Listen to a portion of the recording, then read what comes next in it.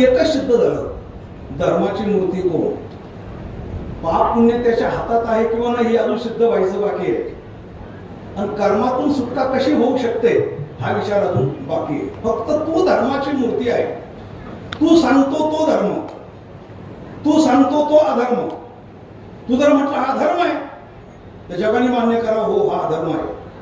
तू जर म्हटलं याला अधर्म म्हणायचं, मान्य करावंच लागतं. कारण भगवान गीते सांगतातच की अर्जुना हे बाकीचं धर्माचं टवळ बाजूला कर, हो त्याग कर त्या सर्वात. सर्व धर्मान परित्यज्य मामेकम शरणं व्रज अहं त्वा सर्व पापेभ्यो मोक्षयिष्यामि मा शुचः. याच्यावर माऊलीने फार गोड चिंतन केले. माऊली म्हणतात हो भगवंताच्या मुखातले शब्द आहे, हो अर्जुना हे धर्माचं टवळ बाजूला कर. मनोनी तयाचे तू काही चिंतीची ना आपुल्या ठाई, तुझे पाप पुण्य पाही मीची होईन. या ओवीवरच हा अभंग आहे. अलकलक्षमध्ये ज्ञानेश्वरीच्या हा या ओवीचाच आधार आहे, हो की तुझे पाप पुण्य पाही मीची होईन. तू काहीच काळजी करू नको. हो पाप होईल का पुण्य होईल त्याचा विचार तू करू नको. हो ते ठरवणार मी आहे. ध्यानात ठेव बरं का. ऍक्सिडेंट कसा झाला ते महत्वाचं नाहीये, पंचनामा कसा लिहिला ते महत्वाचं आहे. श्रोते जर सावधान असतील ना तर लक्षात येईल. ऍक्सिडेंट कसा झाला, हो कोणी धडक मारली, चूक कोणाची होती ते महत्वाचं नाहीये. अलग लक्षामध्ये कसा पंचनामा कसा लिहिला गेला त्याच्यावर पडतो सगळं अवलंबून आहे.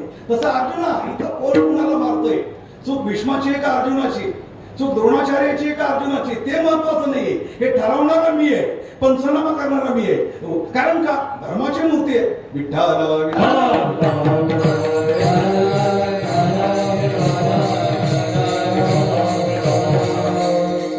महाभारतातल्या 3 घटना जर आपण पाहिल्या, अजून क्लिअर करायला, महाभारतातल्या 3 घटना जर आपण पाहिल्या तर वरून पाहिलं तर अर्जुनाचे दोष दिसतात. भीष्माचार्याला मारताना, द्रोणाचार्यांना मारताना, कर्णाला मारताना काय पाहिलं आपल्याला, ज्यांच्या हातात शस्त्र नाही अशा भीष्मावर अर्जुनाने शस्त्र चालवले, अंगाची पार चाळणी गेली, भीष्माचार्य शरपंजिरे पडले. वरून पाहिलं तर हा दोष आहे, अधर्म आहे. आणि असा अधर्म करणारा अर्जुन त्याचा सारथी भगवान आहे. आणि तो सांगतोय तू बाकीची काही काळजी करू नको, तुझं पाप पुण्य मी होणार आहे. म्हणून गुंतागुंती या बंधन. हो म्हणजे सिद्धांत गुंतागुंतीचा आहे. सांगणारे तुकाराम महाराज सुद्धा गुंतागुंतीचं सांगतायत. हो आणि म्हणून इतक्या सहजपणे आपण या अभंगाकडे पाहतो तितका सहज सिद्धांत नाही. हो आत गेल्याशिवाय कळणार नाही. हो आपल्याला माहितीये की कौरव पांडवांच्या युद्धामध्ये त्या युद्धाच्या नंतरच कलियुगाला आरंभ झालेला आहे. त्यामुळे त्या युद्धामध्ये ज्या काही घटना घडल्या त्याचा प्रभाव कलियुगावर आजपर्यंत आहे. नाही कलियुग संपेपर्यंत राहणार आहे. आणि तो म्हणणारच आहे धर्मराजा कसा होता तसं वागा, अर्जुनाने काय केलं ते पहा, पांडवांचा वनवास तो पहा. म्हणजे कृष्णचरित्र, पांडव कौरव पांडवाचं युद्ध या सगळ्या गोष्टींचा कलियुगावर प्रभाव असल्यामुळे त्या गोष्टींचा आपल्याला बारीक इशारा करावा लागला.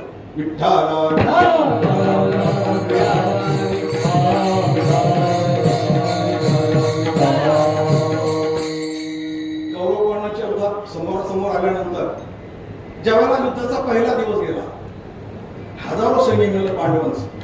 9 दिवस भीष्माचार्य पांडवांचं सैन्य मारतच होतं. आणि अर्जुन भीष्माचार्य समोरासमोर येत होते, पण फक्त युद्ध होत होतं, निर्णायक युद्ध होत नव्हतं. भगवान म्हणतात अर्जुना तू काही ठरवून टाकलंय का असं की भीष्माचार्यांना मारायचं नाही, अर्जुन म्हणतो देवा, ज्यांच्या मी कड्या खांद्यावर खेळलेलो आहे, वयाने मोठे, आमचं त्यांचं रक्ताचं नातं आहे, त्यांना मी कसं काय बांधतो? भगवान म्हणतात हे जर तुला करायचं होतं तर आधी सांगायचंय ना. अरे तुझ्या भरोशावर हे 7 अक्षोणी सैन्य हो तुझ्या भरोशावर आलेले आणि रोज भीष्माचार्य हजारो 60,000 मारताय आणि तू फक्त खेळतोय. हे दिव्य शस्त्रास्त्र कशा करता आणले? इंद्रापर्यंत जाऊन स्वर्गातून दिव्य अस्त्र आणले, कशा करता आणले? अरे एक तरी चालव. अर्जुन म्हणतो देवा, भीष्माचार्यांना समोर पाहिल्यानंतर मला लहानपण आठवतंय आणि ऐसे आपले कैसे मी मारू, कवनावरी शस्त्र धरू, निद्रदया करू घात केले असं मला वाटतंय आणि म्हणून माझा हात चालत नाही. भगवान म्हणतात अर्जुना, हो आता हे समोर भीष्माचार्य नाहीये, ते योद्धे. तू आता युद्धात उभा आहे आणि युद्धात उभा असताना तुला भीष्माचार्यांकडे पाहत असताना एक योद्धा म्हणूनच पाहिलं पाहिजे आणि युद्धाच्या रणनीतीने चाललं पाहिजे. तरी पण अर्जुन तयार होत नव्हता. अर्जुनाच्या ठिकाणी भगवद्गीता ऐकून सुद्धा माम अनुस्मर युद्धच हे जरी खरं होतं, माझं स्मरण कर आणि युद्ध कर, तुला पापुणे लागणार नाही, तरी अर्जुन तयार होत नव्हता. आता युद्धाचा 10 दिवस उद्या होता. भगवंताने द्रौपदीला बरोबर घेतलं, भीष्माचार्यांच्या रावटीपर्यंत नेलं पहाटे आणि द्रौपदीला सांगितलं होतं, द्रौपदी राहुटीत जायचं. आता भीष्माचार्य ध्यानस्थ बसलेले असतील, कारण ब्राह्मी मुहूर्त आहे.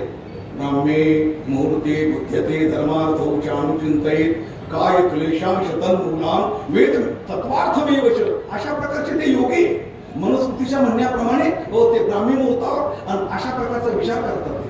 तू आज जाऊन दर्शन करताना बांगड्या वाजल्या पाहिजे, त्यांना वाटलं पाहिजे कोणीतरी सौभाग्यवती स्त्री दर्शन करते आणि ते आशीर्वाद त्यांना दिला पाहिजे, अखंड सौभाग्यवती भव. एकदा त्यांच्या तोंडातून असा आशीर्वाद मिळाला की मग बघूया ते निबाडी कृती कशी करतात. शिकवल्याप्रमाणे द्रौपदी आतमध्ये गेली. दर्शन करताना बांगड्यांचा आवाज झाला, कारण होत्या म्हणून झाला, बांगड्या भरपूर होत्या म्हणून. आता शिक्षित बाया बांगड्या घालतच नाही पहिली गोष्ट म्हणजे, आणि घातले तरी एक या हातात आणि एक त्या हातात, वाजायचा काही प्रश्नच येत नाही. तेव्हा बांगड्या होत्या म्हणून वाजल्या आणि बांगडीचा आवाज झाला. दर्शन कोणीतरी केले, ब्राह्मी मुहूर्तावर कोणीतरी दर्शन घेते आणि भीष्माचार्याने ताबडतोब समाधी अवस्थेतून आशीर्वाद दिला. कालची प्रतिज्ञा केली ना युद्धाच्या 9व्या दिवशी की उद्या निबाडी कृती करीत. तो अहंकार होता, तो युद्धाचा जागृतीचा अहंकार होता. आणि आज जो आशीर्वाद दिला तो समाधी अवस्थेतून आत्म्याच्या भाषेतून दिला. कालची प्रतिज्ञा अहंकाराची होती आणि आजचा आशीर्वाद हा आत्म्याची भाषा होती. आणि असं भीष्माचार्य करून गेले. द्रौपदी उभीच राहिली. भीष्माचार्याच्या लक्षात आलं की कोण आहे? द्रौपदी. द्रौपदी, तू एवढ्या पहाटे आज कशी दर्शनाला आली? द्रौपदी म्हटली ते नंतर सांगते, पण तुम्ही जो आशीर्वाद दिला तो आशीर्वाद खरा करणार का प्रतिज्ञा खरी करणार? भीष्माचार्य म्हणतात ती तुला नंतर सांगतो, पण तू कोणाबरोबर आली मला हे सांग पहिले. आता या क्षणाला नाही मीच आले असं अजिबात नाही म्हणे. तुला इतका चांगला विचार कधी सुचणार नाही. तुला सुचवणारा, तुला आणणारा, तुला दर्शन करायला लावणारा आणि माझ्याकडून आशीर्वाद ओढून घेणारा कोणीतरी चतुर असला पाहिजे, तो देवच असला पाहिजे. भीष्माचार्य उठले, बाहेर आले. भगवान उभे होते, शाल बांधलेली होती. द्रौपदीच्या चपला सुद्धा भगवंताच्या बगलामध्ये होत्या. आणि भीष्माचार्याला पाहिल्याबरोबर भगवंताने असे वर हात केले, चपला खाली पडल्या बगलातून. दोघांनी एकमेकाला आलिंगन केले. भगवान म्हणतात भीष्माचार्यांना, पितामह उद्या काय करणार? कालची प्रतिज्ञा खरी करणार का असा आशीर्वाद खरा करणार? भीष्माचार्य म्हणतात देवा, ज्या सौभाग्यवती द्रौपदी युग सम्राज्ञी द्रौपदी तिच्या चपला तुझ्या बगलामध्ये आहे, त्या द्रौपदीचं कुंकू पुसण्याकरता आणि तिच्या मालकांना मारण्याकरता माझ्यासारखे 56 भीष्माचार्य जन्माला आले, तरी त्यांना मारू शकत नाही, कारण काहीतरी एक खरं करावं लागलं ना. तरी काहीतरी एक कालचा आशीर्वाद, कालची प्रतिज्ञा किंवा आजचा आशीर्वाद. भगवान म्हणतात हे धर्मसंकट आहे. मला माहिती आहे की मी अधर्माच्या पक्षात उभा आहे. मला हे पण माहिती आहे मी धर्मयुद्ध करतोय, पण कोणाच्या पक्षात उभं राहून? अधर्माच्या पक्षात राहून. हे पक्क ध्यानात ठेवा. भीष्माचार्य धर्मयुद्ध करताय, धर्माचे नियम त्याने ठरवलेले. पण पक्ष कोणता आहे? अधर्माचा. तुम्ही किती इमानदारी त्याला महत्व नाही. तुम्ही कोणत्या लोकांचे पाय सापताय ते फार महत्वाचं आहे. तुम्ही किती इमानदारीने काम करतात ते महत्वाचं नाही, तुम्ही कोणाशी साखरी करतात, कोणाची गुलामगिरी करतात, कोणाचं सेनापत्य करतात, हो तुम्ही कोणासाठी लढतात ते महत्वाचं आहे. तेव्हा भीष्माचार्य म्हणतात देवा मला माहिती आहे मी शूर आहे, मी धर्माने युद्ध करतोय, मी धर्माचे नियम ठरवलेले सगळं खरंय, पण मी मरत नाही तोपर्यंत पांडवांचा विजय होत नाही. पांडवांचा जर विजय होत नाही तर धर्मराजा राजा होत नाही. धर्मराजा जर राजा होत नाही तर तुझ्या अवतार कार्याचं कार्य पूर्ण होत नाही. कारण तू ठरवलेलं आहे यदा यदा ही धर्मस्य ग्लानिर्भवती भारत अभ्युत्थानम धर्मस्य तदात्मानं सुजान्यं परित्राणाय साधूनां विनाशाय च दुष्कृतां धर्म संस्थापनार्थाय संभवामि. तू धर्माच्या स्थापनेकरता जन्माला आलाय, म्हणून धर्माची स्थापना करण्याकरता धर्मराजा गादीवर बसला पाहिजे.